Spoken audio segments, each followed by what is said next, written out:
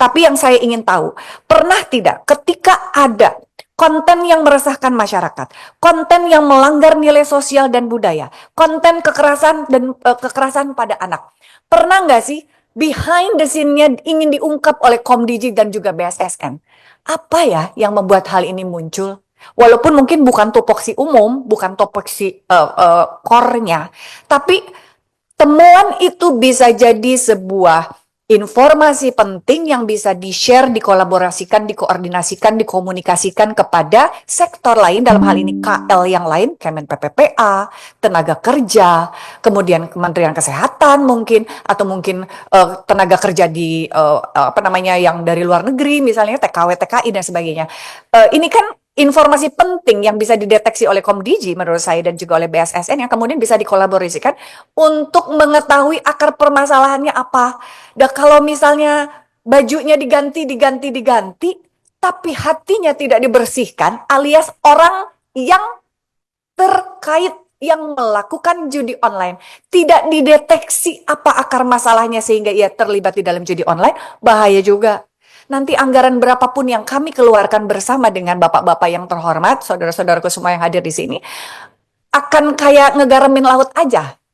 Udah asin atau laut teh gitu. Jadi ngapain? Uangnya nggak kemana-mana dan tidak bermanfaat. Tapi kalau kita tahu apa ya orang jadi judi online, siapa tahu dia judi teh karena pengen dapat uang instan. Karena kebutuhannya meningkat sementara duitnya cuma 10.000, kebutuhannya 100.000. Minta nggak mungkin, minjem sama saudara-saudaranya juga susah. Ya yang paling gampang shortcut judi, amun teu pinjol. Iya kan?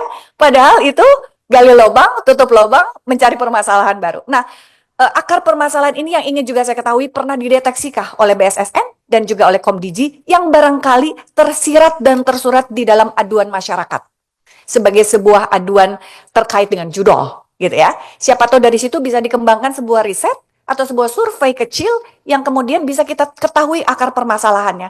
Kalau akar permasalahannya nggak punya duit, tidak sejahtera secara ekonomi, Kementerian Tenaga Kerja wajib menciptakan lapangan kerja yang padat karya. Kan gitu, merenan obatnya. Bukan obatnya Bapak buang-buang duit buat ngebredelin ngegerebek kanan kiri, ternyata gerebek kanan kiri lebih manfaat untuk menciptakan lapangan kerja misalnya anggarannya. Nah, hal-hal seperti itu yang ingin juga saya ketahui lebih banyak, lebih dalam sebagai sebuah penanganan bersama dalam bentuk roadmap, dan juga tentu kalau roadmap harus ada kriteria keberhasilan ketika judol dinyatakan tidak ada lagi di Indonesia.